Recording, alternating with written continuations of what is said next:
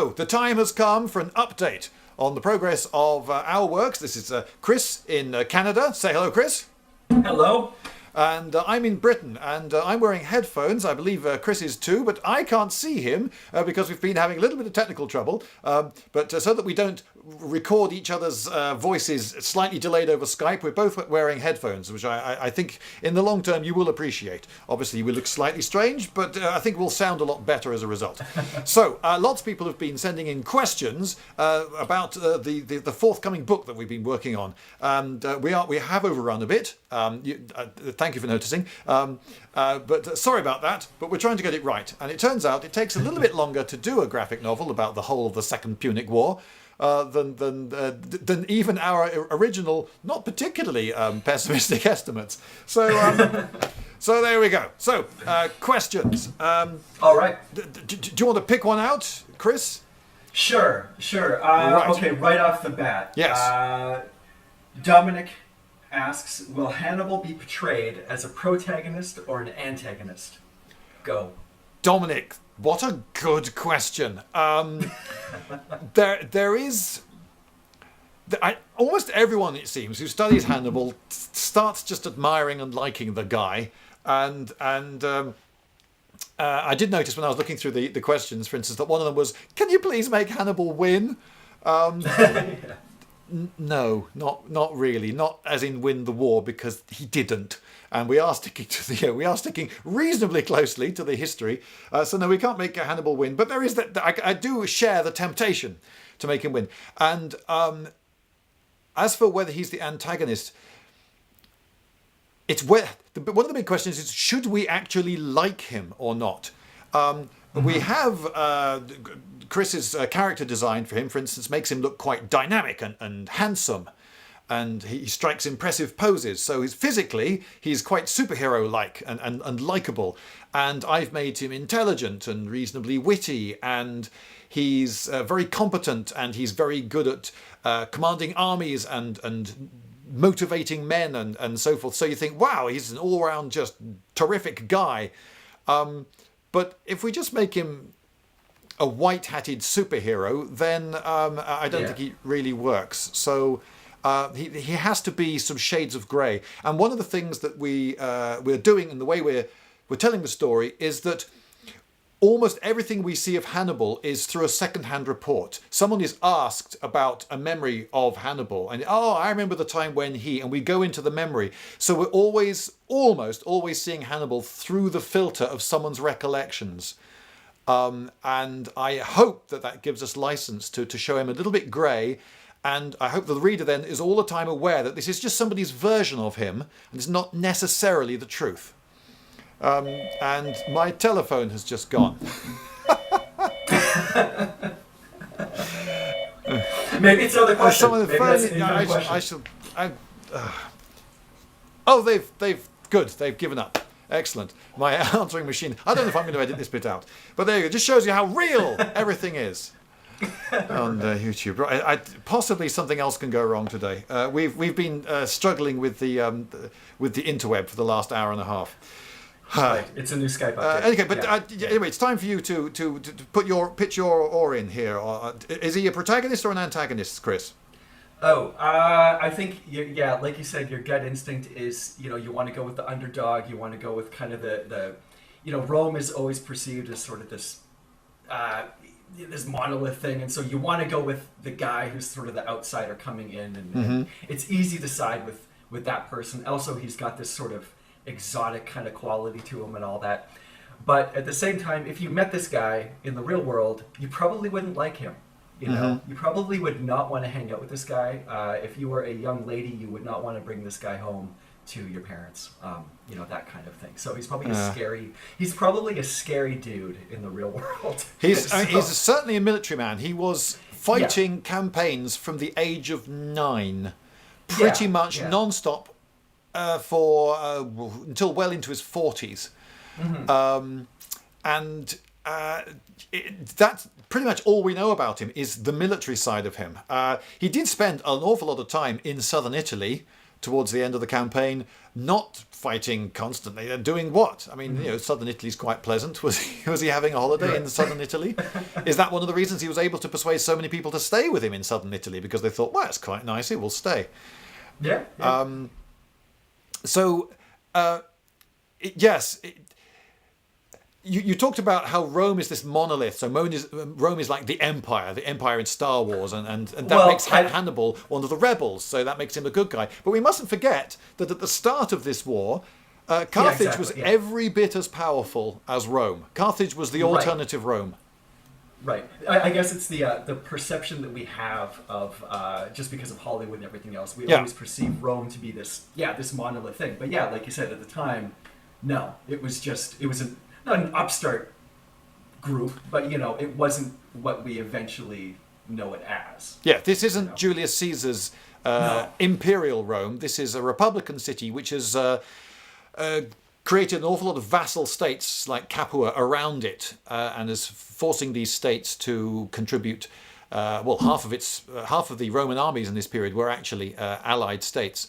So these vassal states are contributing troops. But at the same time, the Carthaginians are employing an awful lot of mercenaries, which is their way of doing sort of the same thing. And it has a senate and big city and all the rest of it. So yes, Carthage is not this tiny underdog. But then Hannibal is sort of the underdog in that he's wandering around Italy for 15 years, surrounded by enemy armies. No matter how many times he beats one, they just raise another one. Mm-hmm. Well, and also too, he's sort of a Hannibal himself is kind of an outsider even within Carthage. I mean, he's not fully even supported by his own state in a sense. There's in a very definite sense, yes, there's kind of this tension going on there. So he's an outsider kind of on every level in a way. And he's missing an eye at some point. There's a lot of he's got that. You're going for the sympathy vote. I'm a wounded war veteran. Yeah. Well, anyway, so is he an antagonist or a protagonist? Depends on where you're sitting. I hope he's both. If he's entirely one or the other, I think I've failed him. I think as a writer, he should have shades of grey in him, and you should leave the reader with the option of deciding how much he likes Hannibal. Right. Yeah. And I was very aware early on of the danger of making him too nice, too likable, too obviously the goodie. Mm-hmm. So there you go. There you go. All right. Okay. So let's have another one. Okay. Well, I'll get right to the next one here. Okay. So Jack asks. Mm-hmm. Oh, I really want to do the Casey Kasem voice. Maybe that's an obscure reference. Okay. Anyway, I don't get it. I think you should do the voice anyway. I can't. Anyway, so how do you plan on promoting the book once it's finished? Mm-hmm. There's one question. And do you have? This is a multi-layered question. So let's just do the first one. How do you plan on promoting the book once it's finished? How do we plan on doing it? I guess there's a lot of this. Yes, we shall do this. A lot of this, yeah. There will be trips to perhaps comic conventions. For sure. Yeah. And we will try to sell it through the comic book world, but it looks as though that's perhaps not the way forward. And actually more direct marketing through the web is perhaps a better way forward. What do you think? Yeah. Well, definitely comic conventions, but kind of specific comic conventions. I'm not the biggest fan, I guess. Comic conventions right now, specifically in Canada and North America, are really not all that much about comics. And so the last one I was at, for instance, I actually had somebody walk by my table, look at my books and go, comics, weird. That's what comic conventions are like in Canada. I was at a comic convention in Poland not so long ago, and there was one big room with loads of comics in, and everything else was cosplay and esports and other stuff. Yeah, so it'll be a kind of very very specific conventions, like say Erlangen in Germany. I'd love to go to Angoulême in France. Mm-hmm. So we'll see. We'll see where our people are. But as far as promoting, I mean the number one way, I guess, is just more of this, and also it would be really great for the people who do buy the book. Mm-hmm. We want to hear your thoughts, so it would be really cool if people who share your thoughts on the book, because in a way, well, if it's positive, then that's a really good way to kind of get the word out there. If you don't like our book, then frankly keep it to yourselves. Yeah, exactly. And of course, another way to promote it is to get it translated. And a number of people have asked about that. Yes, we have. It'd be nice to have the Spanish language version, for instance. Definitely. But we're not entirely sure how to do that. We would need someone who is extremely good at translating to do a really good translation of it, because there's a lot of the dialogue is quite nuanced, so it has to be done well. But then, with a major language like Spanish, we might perhaps in the years ahead do a print in Spanish. Otherwise, with a more obscure language, possibly license it to someone else who wants to organize it. Yeah, we'll have to see. I mean, it's kind of another, it's another world in a way. But the number one language to have it translated into, Spanish would be at the top of the list. And then for me, maybe, I guess, like French or German would be next. But definitely Spanish. I mean, this is, of course, way down the road. But at some point, I mean, I do think this project has a lot of legs, and it's going to keep running. And it's only logical that there's such a huge, the Spanish-speaking world is so big, and also there's so many comic people in the Spanish-speaking universe, so it only makes sense that especially Hannibal makes. I have absolutely no idea how we break South Korea. Do they even read comics that start at the front and go to the back, or do you have to reverse everything? I don't know, but one comic convention that I would absolutely love to go to that is on my bucket list, I really want to go to Comic-Con in Japan. That would be a really fascinating thing. I do know some people in Japan, so it would just be a matter of kind of, it'd be an excuse to go. I've never been, but it is apparently just, it's the biggest comic convention in the world, and it would just be really fascinating to go there with something like Hannibal that's very different.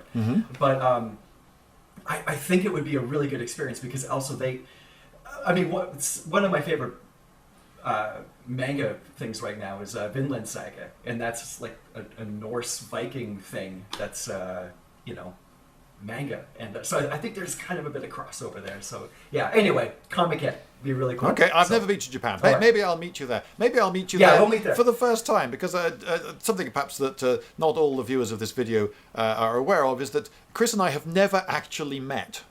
Nope. It's purely a Skype relationship. So there's long distance for you. Okay, I've got one here from, Mihai Alexandru Martin. Drap, and that was about the languages. So Mark W. Bailey says, how did Hannibal's forces handle resupply? How did they handle resupply? We don't know. We have to conjecture. The histories talk about his living off the land in the early parts of the campaign, with his mobile army just taking food from wherever he went. He did a lot of, in the first few years of the war in Italy, capturing Roman supplies, which involved capturing a lot of cities in the middle of Italy, which were the bread baskets for Rome. Rome, even in this period, really couldn't feed itself. It was quite dependent on these towns. So one way of starving Rome is to take out its suppliers of grain and so forth. But then towards the end, we don't know. We have to conjecture.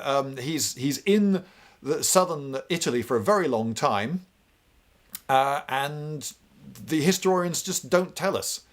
How did his money not run out? I mean, could it be that a lot of these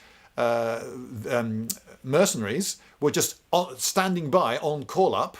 They became, if you like, local militia, and then they maybe got jobs. Maybe they could have settled down. Some of them might have got wives, for all we know. We don't actually know how the common foot soldiers in his army were carrying on for the later part of the war. So yes, he did get some supplies, we know, from Carthage by sea later on when he had access to ports. But there's a huge amount of conjecture in the answer to that question. Anything to add, Chris? All right. No, I think you covered it. Yeah, living off the land. That's I don't know, from what I've read, it's essentially that, I mean, he was there for such a long period of time. Mm-hmm. I mean, in say southern Italy. You have to be living off the land, and it is kind of a breadbasket. So it only makes sense that you sort of set up shop. You're like a wart that's just present and sort of sucking off the land. So yeah. Okay, what should we go to next?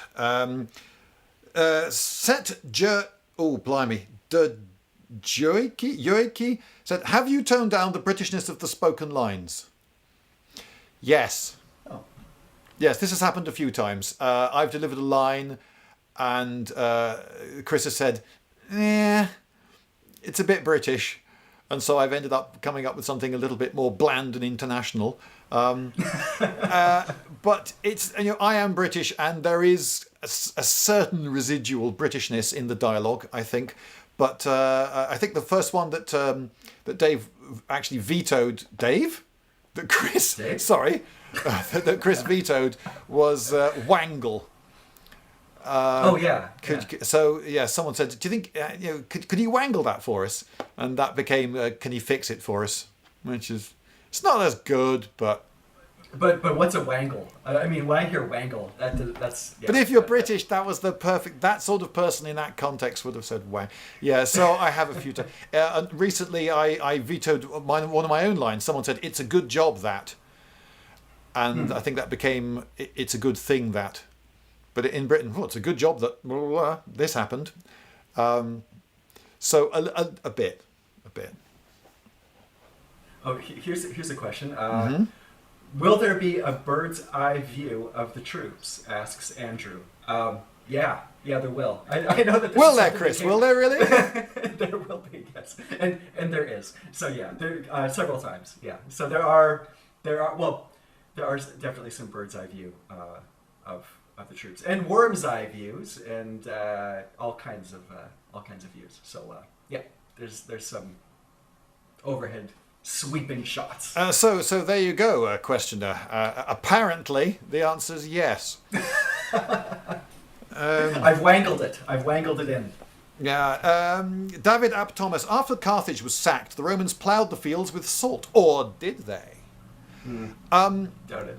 In order to render all the agricultural land around Carthage infertile with salt, you would need a staggeringly vast amount of salt.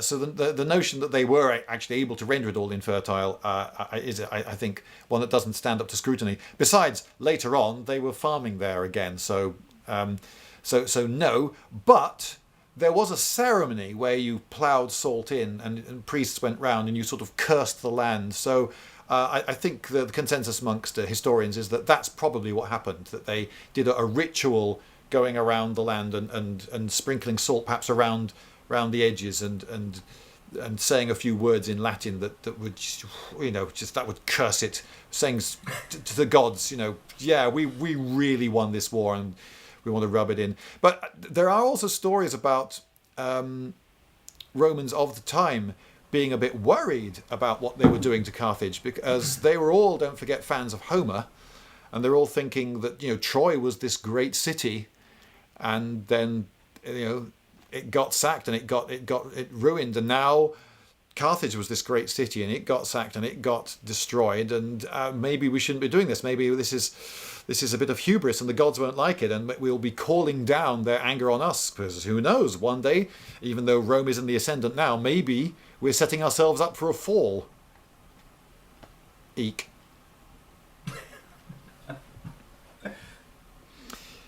Right. If you have a decision to make regarding historical accuracy or the flow of the story, which wins? I hope that these are not actually separate. Yeah, contrary. I hope that there's such an interesting story in the history, and that there's so much room for making up stuff that doesn't contradict the history, that it's not too much of a problem. I've not made up stuff that contradicts the history, but I have made up stuff, all the dialogue, for example, and a lot of the behind-the-scenes intrigue. What would you say to this, Chris? I would say that they're not separate. They're kind of one and the same. The story itself I guess we could even answer a couple other questions just with this. Is that the story? Why Hannibal? Why this story?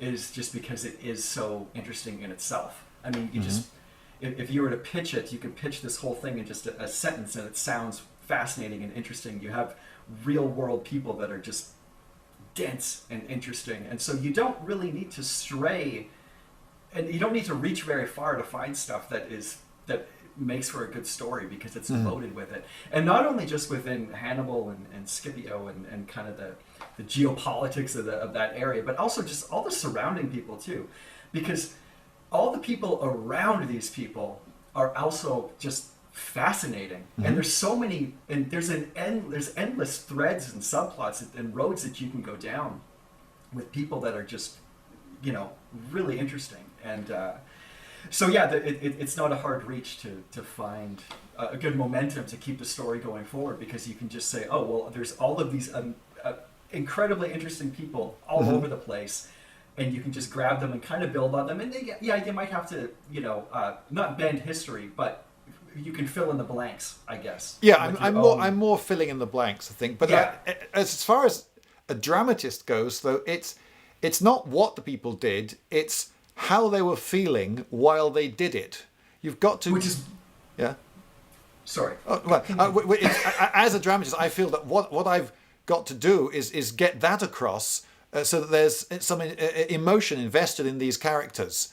Because if it's just, they did this, and then they did this, and then they did this, it's just a list of events, and you could just watch a load of automata do that. So I've got to set up a scene such that you feel what the characters are feeling and fear for them, or sometimes dislike them. One of the questions later on was about having a favourite character, and I would say it's probably for me Scipio.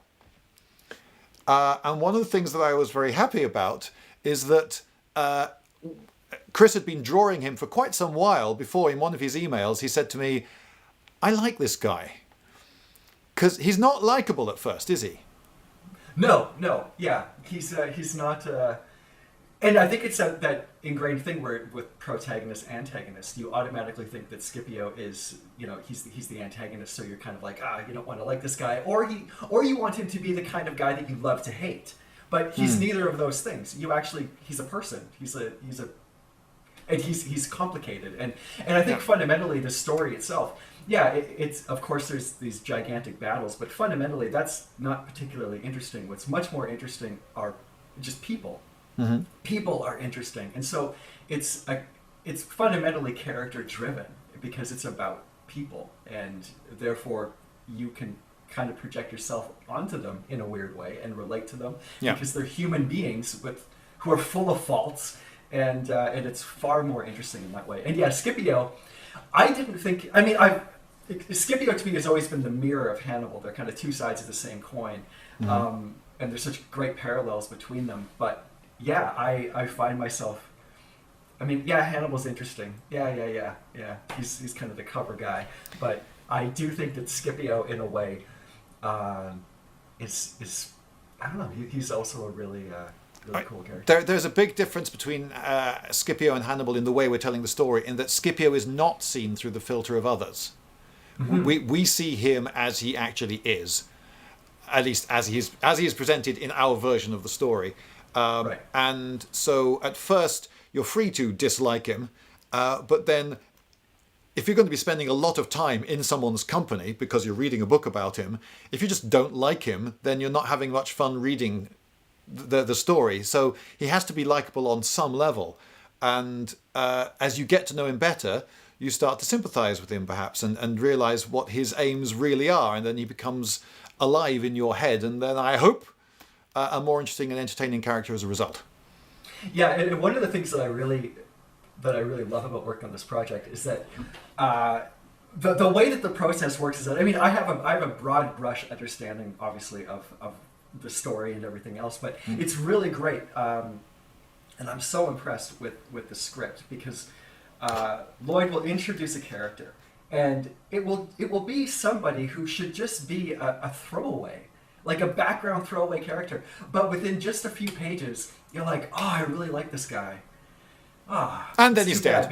It's too bad because he has to be here. Okay, yeah, and now I'm killing him. Yeah, he's dead. Yeah, and and it's great because there's it's such a full-bodied cast, and and everybody's meaningful, and the people, the soldiers, these mini stories or mini vignettes. They're not just mindless hordes of people who are being sent off to be ripped into pieces. They're human beings. And I guess that's the whole thing back to the character-driven story idea. Is that even the smallest kind of background guy, is meaningful. And some of them are alter egos. Some of them are actually backers. So. Oh yes. Yeah. Yes, I think we've already killed a few of those. Sorry, guys. Yeah. Or you've done some killing to each other. But, hey, that's me, and I'm dead. Yeah. Exactly. Yeah, there was a question about the alter egos, wasn't there? Perhaps we could skip to that. Yeah, I think it was how do you incorporate them into the story, or how were you going about that? Well, basically, what people did, I guess. I'll answer it. Because it's kind of on the art end. It's not really. Although found it. It's from someone called Ruben. So what's your process for the alter ego add-on? And for those who are not following, the alter egos are people who, when they backed the project, paid extra to have a likeness of themselves included. Yes. So on you go. Well, basically, I've got a bunch of pictures of everybody, and. I look for a spot where I can fit them in an elegant way, and because of what I want, not everybody can kind of become a character. It's just not really going to work. But I do want everybody who's an alter ego to either do something cool or like have a moment. So I kind of want, if you are an alter ego, I want you to like be satisfied with, some sort of action that character is doing. So that I'm kind of looking for places to fit it in nicely. And what I'll do is when I'm done, or when we're done, I should say, when I'm done the art and all that stuff, is that I will inform the alter egos and say, oh, by the way, you're on page 84, third panel. That's you. And they'll go, oh yeah, that is me. Is that I don't know. Isn't it more exciting to read looking out for yourself? I don't know. I'm wondering, actually, is that a spoiler? Maybe, because you definitely will see yourself. If I've done my job correct, you'll be okay. That's definitely me. You might be behind a helmet, but yeah. And I noticed a lot of the alter egos also wanted to be Gauls, Celts. There was a lot of long hair, little long hairs, and which is fine. And it's great. I'm glad that we limited it to 25. To be honest, I think it's something that maybe it's one of those. Put it on the list of things that we were a bit ambitious about. It doesn't make things easier. Oh, okay. Because it is sort of, it's like it's one more thing to kind of juggle. Right. With the project, it's kind of one more thing to juggle. But it is kind of cool. I get a kick out of the idea of people getting a kick out of it. So it's okay. It's but you're not in the mood to sell another 25.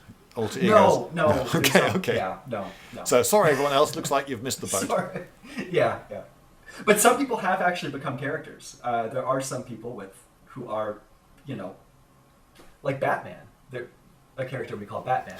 That's actually an alter ego who is kind of a okay. Yeah, he gets to say quite a lot of dialogue. Yeah. Yeah. He's a kind of a key guy. So anyway, there's a few people like that. Right, but the person who is Batman at the moment doesn't know that he's Batman. No, although I did send him an email. I said, "Hey, could you send me a few more pictures?" Oh, really? Maybe? Okay. Yeah, just so I could get. A few more. So he's now got a hefty clue, but at least he won't know why he's called Batman if he doesn't guess. Right. Barry Hatchell. How important or useful were elephants to Hannibal's army? Militarily, not a lot. He didn't have all that many to start off with, and then he had few of them by the time he got across the Alps, and then they all died after a couple of battles.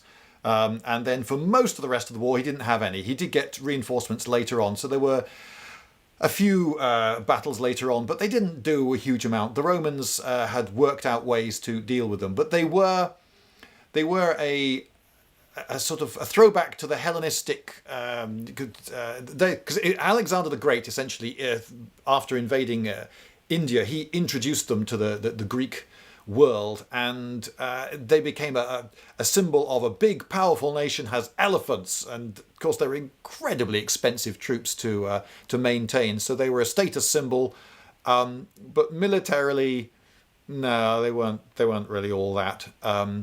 Didn't have enough of them, and they're too flighty. They panic and then smash down your own troops.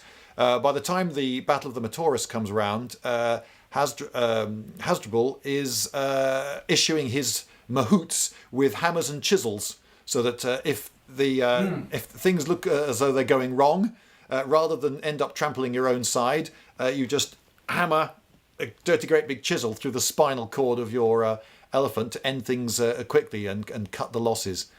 A weird thing about the ancients is that they didn't use them. The British in India were using them as bulldozers and tractors, but there's no evidence for that at all. They were just Panzer-Elephanten. They were just weapons of war.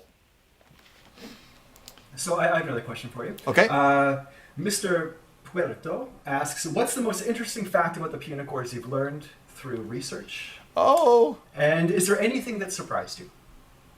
That's there's probably a million things there. Oh yeah, it's too hard to give a perfectly accurate one for the most surprising. I think when you first learn about the war, I think the most amazing thing, because everyone knows about elephants and Alps and what have you, but most people just don't know how long he was in Italy for.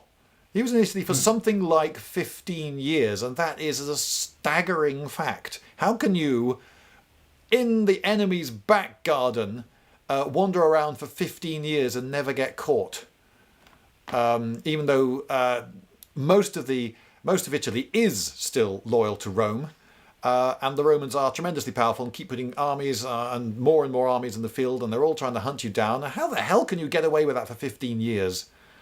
And that is probably the most mind-boggling overarching fact. Obviously, if you know quite a lot about the war, then you already would know that. But on introducing it to the newbie, I think that's probably the most extraordinary thing about this war. And what else? The nature of Hannibal's achievement as well. He has a polyglot army. He has people from all around the Mediterranean. They speak so many different languages. And he has to keep them happy. And even, well, we know the Romans at the time marveled, how the hell is he doing it? How the hell can you keep guys away from their wives for 15 years, from their fathers, their families? I mean, how much money would you have to pay them to keep them happy? And just paying them... Or how much do they hate us that they would actually do that? There's that too. And could you even, where would the money come from? And if you're just paying people large amounts of money for 15 years, is there going to be anything for them to spend it on? I mean, and what about local inflation? If all the local mercenaries are weighed down by physical coinage, and that's how their payment manifests, isn't it going to be, 80 gold pieces for half a loaf of bread? So yes, it is a bizarre thing. There's a question here about the card game. Is it done or still in development and testing? And is there a way for us backers to have a peek at the game's rules? Okay, well, when it comes to the game, I have a limited knowledge of what's happening. The game designer is a professional game designer connected from back in when I worked at game studios back in Germany. So this guy does design games very well, and once it should be done. I mean, I'm actually hoping, what I would love is to actually have it done by the end of the year and to have it to everybody by Christmas. And actually, the game will be the first thing that's done, definitely before the book.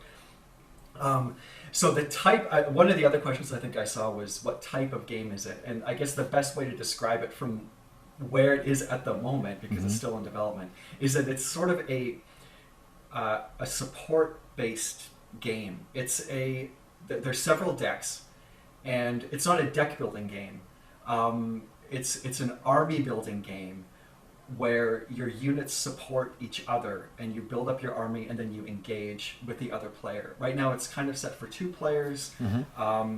There's no, say, terrain aspects. There's no, is it historically accurate? Yes, in terms of units and everything else, but there's no, say, mechanics of territory, land grabbing, or anything like that. Right, so it's a battle simulation between 2 armies that are equally matched.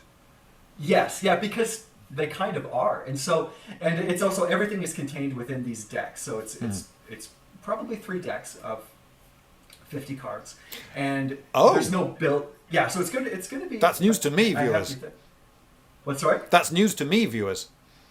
Yeah, so it's going to be. I had my own game designer friend who was working on a version, but she was working on one that would fit into an ordinary pack. So she imagined something in the region of 52 cards. And I've played that, and I've play tested it on a couple of local groups, and they thought that it was all right. But the game development takes, as you game developers out there will know, it can take flipping ages. And ideas come in, and then you take them so far, and you think they're really good, but then after a while, sometimes you just throw the whole thing out. We have top people working on it. Yes, yeah, it's. I mean, to be honest, I haven't even played it. I've it's because it's not really in a play. It's in a testing state, I guess. Right. But it's coming, and I'm super optimistic. I think it's very clever. The mechanics are really hard to describe. It's not a, I guess, what would you call it? It's more complex than I thought it would be, but it's in a good way. It's not a hardcore thing, right? But it's not bears versus babies. It's somewhere. It's more complicated than Dominion, I guess I would say. Oh, okay. If that makes any sense, but in a good way, because it is complicated. And by the sounds of things, it's going to cost us 2 or 3 times as much as we'd budgeted to print. Okay, I can't see him, ladies and gentlemen. I can't see him. I'm just looking at a lens at the moment. But did he pull a face? You can tell me later. I did a little bit. Okay, righto.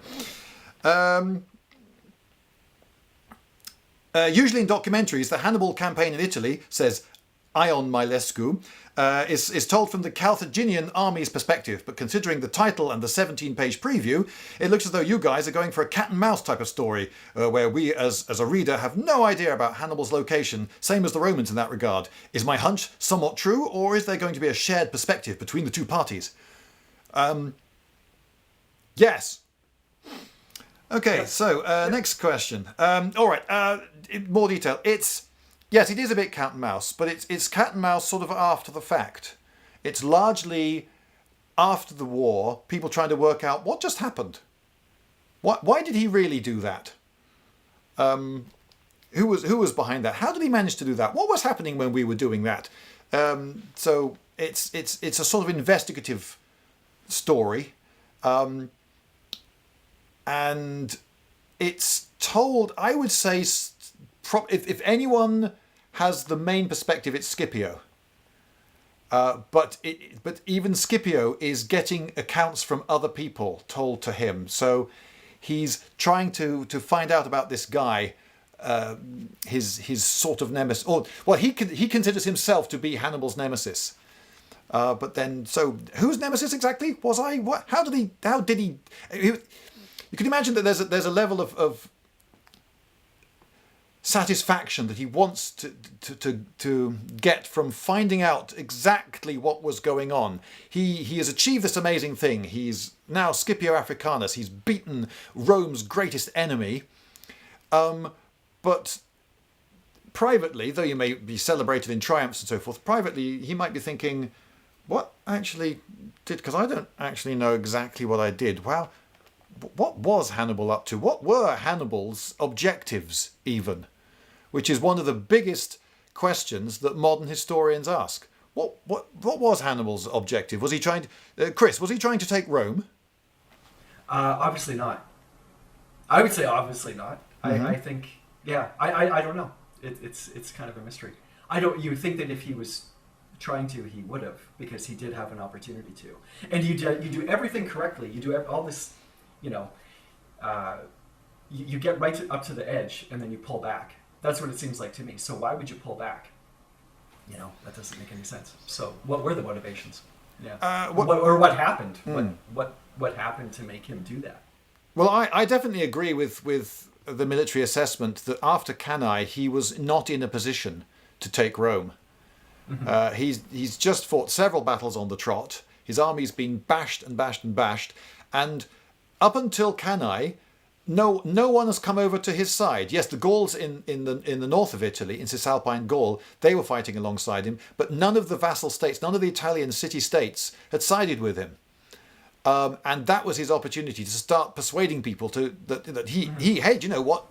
I really can take these Romans on and win. So do you want to join me then? Do you want to split away from Rome? Do you want to change sides? If he'd got all the Latin states to change sides and then all at once maybe they could have taken Rome. After a while, the Greeks start getting interested. But again, not at first. Until Cannae, he doesn't really have any classical allies.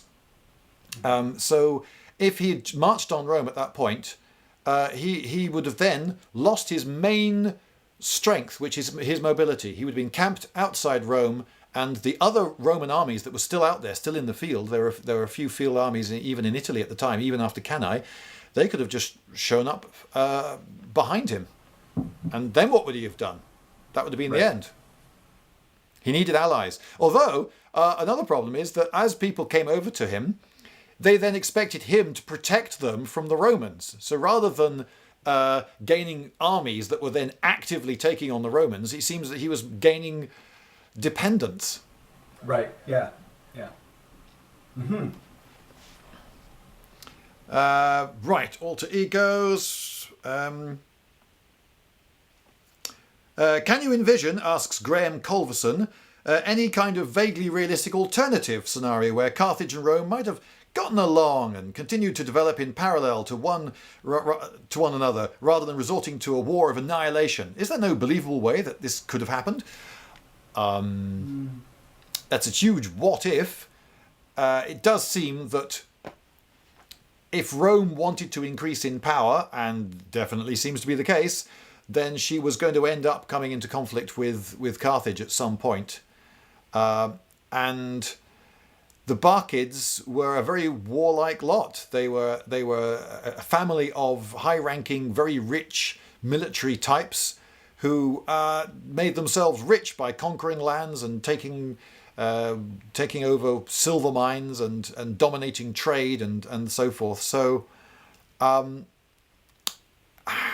given the way the history of the time went, the number of wars that happened in that period, I think it's pretty likely that they were always going to come to blows at some point. Yeah, I mean, they're kind of competing for domination of that area, you know? And so as you have these two powers rising, rarely do you ever have, you know, them look at each other and say, hey, let's get along. You know, they're usually in competition, and usually that ends up manifesting in war of some sort. Yeah, so. Sicily being the obvious thing. And most of the First Punic War is really a battle for Sicily, you could argue. And Sicily is in a very strategic position. I once designed a Punic Wars-based campaign game, and I drew my map of the Mediterranean, and very quickly I realised, oh yeah, Sicily is the key to this. It's the hopping off point to everywhere, and it's a wonderful... it's a fortress and it's a base to make aggressive moves from. Sicily is so strategically valuable at this point that Carthage is always going to want it, and Rome is always going to want to make sure that Carthage doesn't have it. So yeah, I think there's always going to be a war for Sicily. Okay, I've got a question for you. As a native Welsh person, all right, one of the main reasons I decided to pre-order your graphic novel was your use of Welsh as the language of the Celts.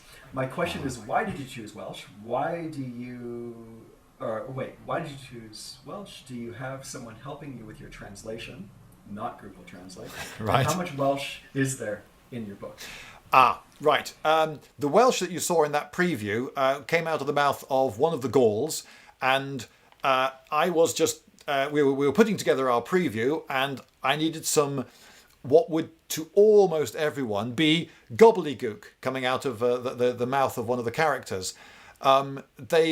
They were a Celtic-speaking people. They were probably they were Brythonic Celtic, and Welsh is an example of Brythonic Celtic. Obviously, it's a modern language, but then English is a modern language. So our Romans, when they talk to each other, they're all speaking English. It's and a modern version of it too, which is completely wrong. So you could say, well, modern Welsh is wrong for a Cisalpine Gaul, and well, yeah, it is. It's wrong as well. Most of the time, in fact, almost all of the time, people speak English to each other, and we will just assume that these two people are speaking some language to each other that they understand. And it's only when we want to get across the idea that the character has no idea what the other guy is saying that we use other languages. Now, one convention that I discussed at length with Chris quite early on was changing the font. So you could have a really Germanic font you could have a very Greek-looking font for the Greeks, and some Celtic font for the Celts and so forth, to show that they're speaking different languages. So far, we've not used that convention ever. No. I personally, it's just, I mean, maybe it's just a matter of my own kind of personal aesthetics. I just don't really like that in comics very much. Though there's certain instances where it works fine. For instance, if one of the characters was a talking crow, that would be fine. It could have a scratchy crow font. All right. Or if it's a dragon, fine. Then you could have a monster type font. But for some reason, when it comes to humans, bouncing around with different fonts and stuff always looks a little bit sloppy to me. So I thought, I mean, if we have those Gauls, having a conversation among themselves, they're going to be speaking English. And like you said, if we want it to imply that the person overhearing it doesn't understand it, then we'll switch to that language, and I think it works perfectly fine. But when we switch to the language, which we've done a few times already, we actually use a different alphabet completely. So it is absolutely gobbledygook. Yeah. And because you should be confused as the character's confused. Yes, although I do remember after I did my Latin O-level, suddenly getting loads of the jokes in Asterix, because in Asterix the Gaul, the Romans sometimes speak in Latin to each other, and I go, oh, he's actually saying a thing. Oh, okay. It's you lose something and you gain something by using foreign languages, and what we're trying to gain is empathy for the character whose story we're telling. So if he doesn't understand what the guy is saying, then we want you not to understand what he's saying either. So I'm afraid this is a very long answer. In summary, then, you probably won't see much Welsh in it. And oh no! Because you said it was one of the main reasons you ordered the book. Well, I hope. Uh-oh. Yeah, I hope, Idris, that you can like the book for other reasons. Yeah. Yeah, it's interesting. Say with the font. There comes, when you initially kind of embark on the project, it's like, okay, well, what are the parameters? What are the rules of our storytelling? And one of those things is even sound effects. We don't have sound effects. It would actually be much easier to do a book where you have like bam, bop, pow, whatever, crash, boom, zip, zip, for things flying through the air. In a way, it's a great tool to use for storytelling, but we're not really using sound effects because, I don't know, it kind of it's a graphic cartoony novel. Yeah, graphic novel. It's serious. But because of that, we're removing sort of the an artificial sound device kind of thing. So it's like slowly hamstringing yourself. Well, I have definitely. When I started on this, I thought, I'm writing a screenplay, except someone else is going to draw it instead of film it. But I quickly realized, there are all sorts of tools in the toolbox of the screenplay writer that don't exist. I can't. Like time, music, acting. I can't say he sounds sarcastic. Yeah. Because I don't have an actor to say it sarcastically. And I can't have I can't build. One of the classic horror movie things is, how do you know something bad's about to happen? The ominous music starts. Yeah. And it can make an enormous difference. You've probably seen examples of the same scene with different music put over it, and it can change the meaning completely. We don't have that. Yeah. Yeah. Yeah. But what do we have, Chris, that film directors don't have?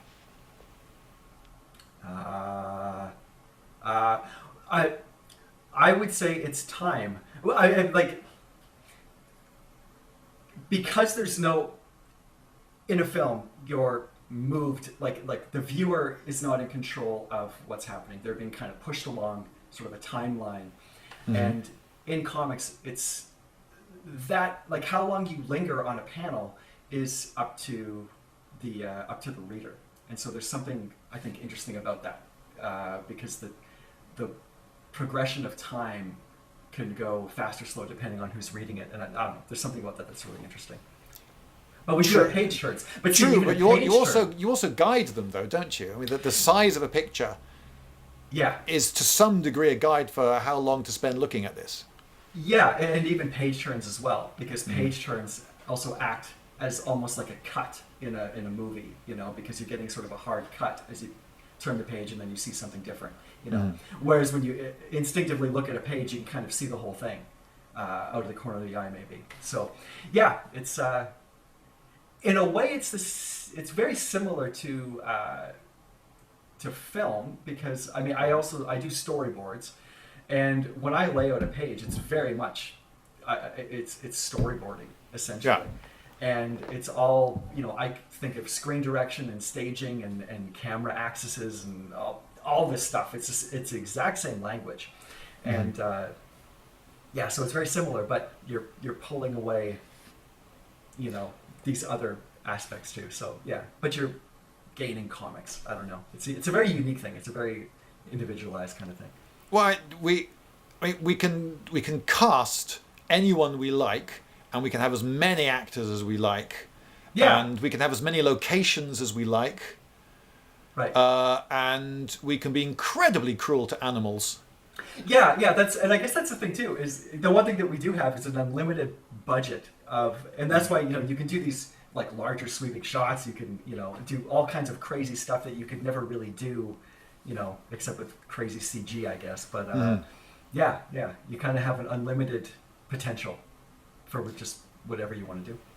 But acting against type is very difficult. I mean, this is one of the things that came up very early, is that when you design a character, he has to absolutely embody the personality, because that the look of his face tells the reader what voice to read the dialogue in his head with. Yeah.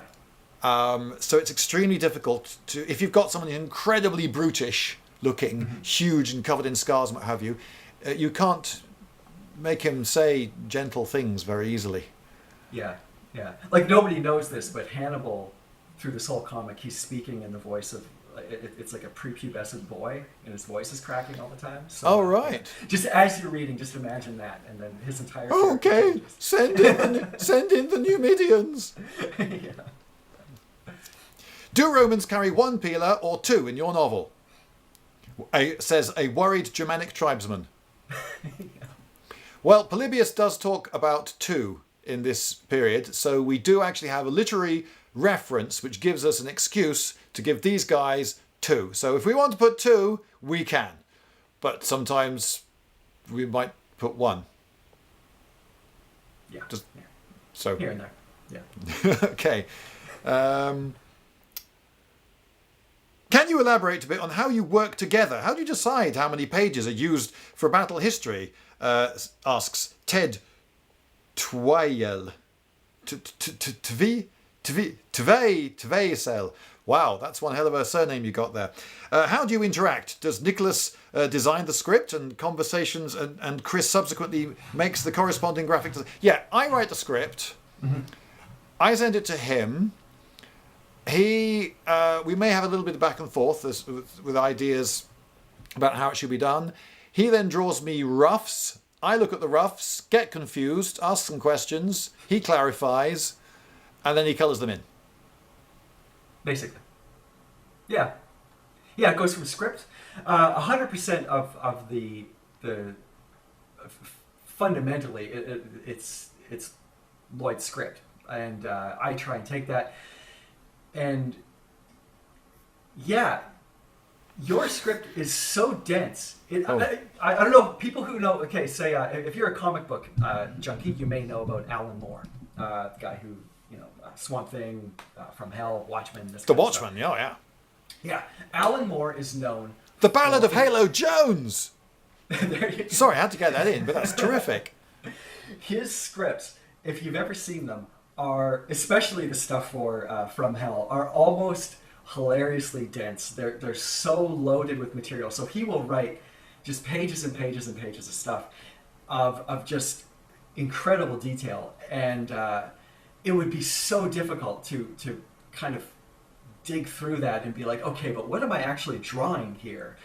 Because he'll go on like in depth about the history of a church that's in the background or something like that. But anyway, I'm not saying that you're like that, but Lloyd's scripts are very dense, and it's good because, but it's a double-edged sword. It's good because it gives me a gigantic pool of ideas to pull from, but it's also like, holy cow, okay, I could stretch out this one page. This one page of script could be 10 pages of comic, because there's so much, when you're describing like a war scene or something, there's just so many, also there's so many different ways that you can tell a story.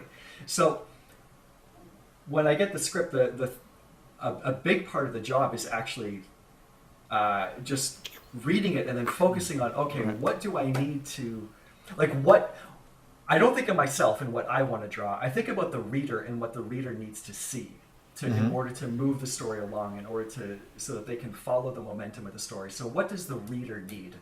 It's not always what I want to draw, but it's what do they need so that they're not confused, so that they can keep the momentum going, and so that they follow what they need to follow to get this across. And that's tricky. So usually, I do roughs, and then send them back to Lloyd, and then we discuss them, and then there's inevitably changes that have to come with that. There's there's just stuff that I'll miss, or stuff that isn't clear or is confusing. Sorry, go ahead.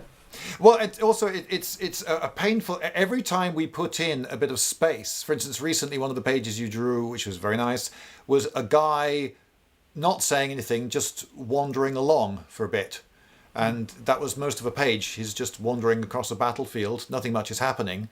But every time we put in a page like that, it means that there's an awful lot of story, because there's so much story in this war that's not getting told. So every time we give a moment, a bit of breathing space, that's more information that we could have got in that we don't get in. And so the history buffs might be, they didn't cover this battle, or they whatever. But if you want to empathize with what people are feeling, you've got to give them some time to feel it. Yeah. And at some point too, if you just have kind of page after page or panel after panel of just people, just jammed full of information and dialogue and this, that, and the other. Sometimes you just need to just pull back and just sit on a rock and just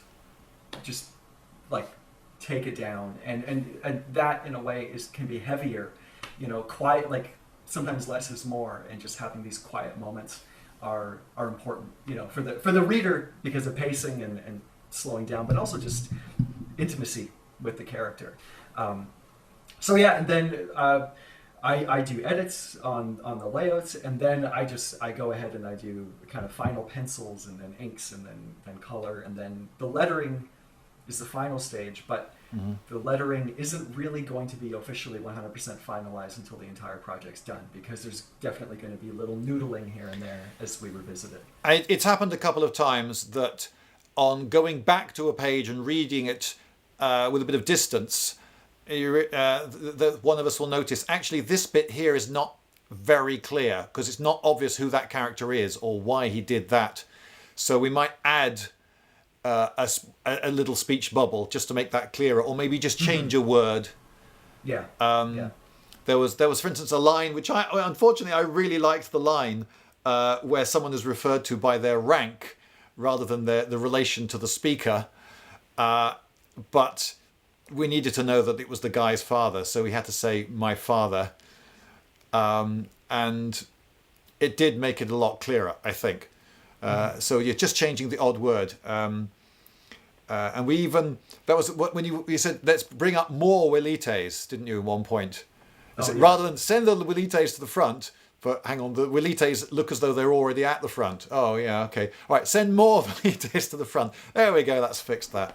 Yeah, it's little things like you have, it's like a symbiotic relationship between the words and the pictures, and they really kind of, they need to work really well together. And so if you start with just text, you know, it's inevitable that when you start adding pictures to that stuff needs to wiggle, both maybe on the text side a little bit, but also on the image side. So it's kind of finding this perfect relationship, you know, between the two. I am deliberately writing words that force people to look at the pictures.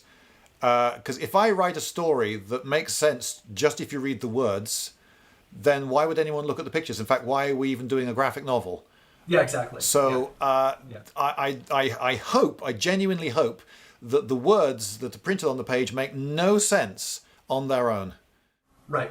And it's kind of the thing where don't say what you can show, you know, and don't, you know, like it's that kind of thing. So, you know, but it so far, I mean, it's working out perfectly. It's the balance between the two is spot on. Oh, great! So I'm totally not that we're boasting or anything. So Philip asks, Chris, how do you approach your art? Do you go for 100% realism and allow yourself to build a little bit of your own aesthetic into Hannibal's world? I imagine it's very difficult to find reference for everything that you need to draw. Yeah, realism, 100% realism is really boring because we live in the real world. And also, the closer you try and get to realism, it's almost like the further you... I'm just not really into it. That being said, it's not a completely cartoony looking book, so it's sort of something that's kind of in the middle. There's definitely, you know, with action, for instance, you need to create movement. You need to kind of, you know, because realism doesn't look that good, you know, in a comic book form. You have to remember, at the same time, I'm fully conscious that this is a comic. It needs to feel fun. It needs to feel, you know, energetic. It has to. Otherwise, it's just boring. I appreciate a lot of European comics. I appreciate the hardcore realism that some of them have and the craftsmanship. But at the same time, I have one foot in the American world where I like the loud, crazy stuff because it's just, there's so much energy to it. So it's kind of somewhere in between. Yeah. So it's something in between. Oh, and as far as the reference goes, this can actually tie into another question later on with, books. I've got tons of these Osprey books. All right. That I use for reference. I've got a ton of them. I've got some, just tons of books. Also, real world reference. Someone sent me one recently. Thank you very much, sir. Someone sent me an Osprey book, one of the latest. So I've got, it's in the other room, I'm afraid I can't show you. But there's an Osprey book coming out very soon that I was privileged to get an advanced copy of. That was about Romans and Carthaginians. Very handy. Very handy indeed. Yes, thank you for that. And the other, sorry. No, well, just tailoring into this is that did you actually go to any of the places for references? So obviously that one's one for you, Chris. Yeah, and that's actually to part two is yes, I did. I did a crazy road trip where I went to Barcelona and I drove through Spain, through France. I went through the Alps. I went down into I went to Lake Trasimene. I've been along the Trebbia. I went to Cannae. I took tons of photos. I visited tons of museums. I've got many terabytes of photos of these actual places. I've Col de Traversetta, is that what it's called? Anyway, in the Alps. been there. So yeah, I'll put together a little video maybe of sort of my road trip, I guess, and I'll maybe make a little journey thing at some point when I feel ambitious, because yeah, I should be a travel agent, and you know, because this was a fantastic. You know, it was a vacation, but it was more of a working vacation. But yeah, so it was really interesting being, you know, seeing real world, you know, this is what the landscape looks like, this is what the vegetation looks like, because really it's those details that help sell it, because you can make this stuff up, but, you know, it's kind of like if you had a story set in British Columbia and you'd never been to the forests of British Columbia, you really need to go and see what those trees actually look like, and that kind of thing. So, yeah. Marsa Bialawas asks, is it going to be a witty, funny novel? Well, Chris, is it funny? Yes, it is. Yeah. It's not ha-ha funny throughout the whole thing, but yes, there's definitely moments of levity, and I have laughed out loud. I have laughed out loud reading the script, so that's a really good sign. Man, if you can make somebody read just or laugh just on the page, that's great. So I hope that I can capture the humor in the drawing, because it's definitely there in the script. Nothing I write, I can never, even when I set out deliberately to do something completely serious, I can never keep the jokes out. And if I see an opportunity for something funny to happen in a scene that doesn't break the scene, you know, obviously, if someone has to break character in order to be funny, it doesn't go in. If they have to break the world, it doesn't go in. But if it seems, the real world is sort of a bit funny, isn't it? And I imagine that there must have been quite a few odd things and odd people in the ancient world, and odd things would have happened. And people told jokes. The Romans themselves and the ancient Greeks, they wrote comedies. They made each other laugh.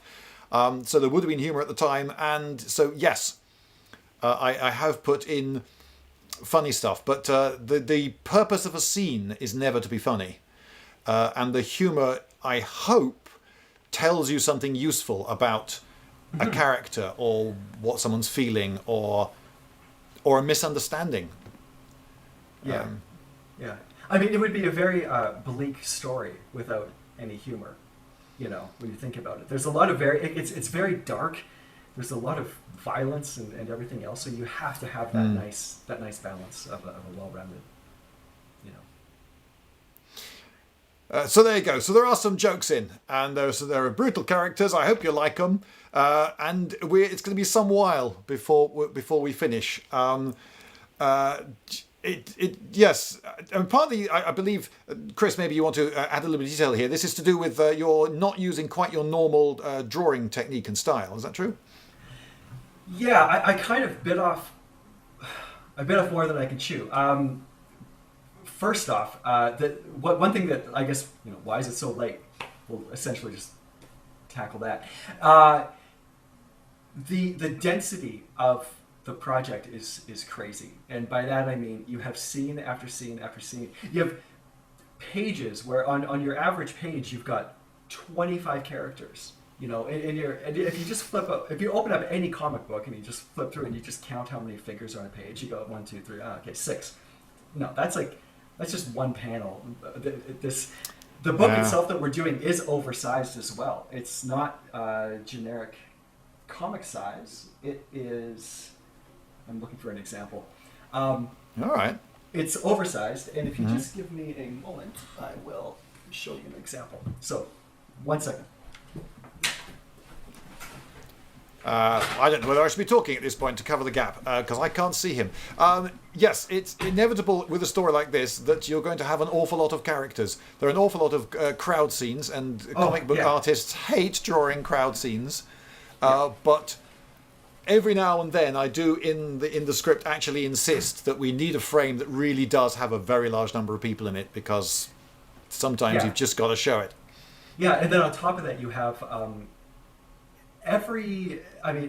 everything requires reference and thought behind it, because you know there's equipment and all that, and I do want to get that accuracy. So yeah, there's tons of reference and yeah, it's dense. And another thing too is that I'm doing it all traditionally. I'm not doing it, well, not all of it traditionally, but I'm I'm using real ink and brushes, and there's original pages that are, you know, so it's an old school way of doing it. I'm coloring it digitally, but yeah, wow, it's a lot of detail. And to give you an idea of size of our book, I guess, compared to like your average American comic book, is that here we have two books. We've got you know,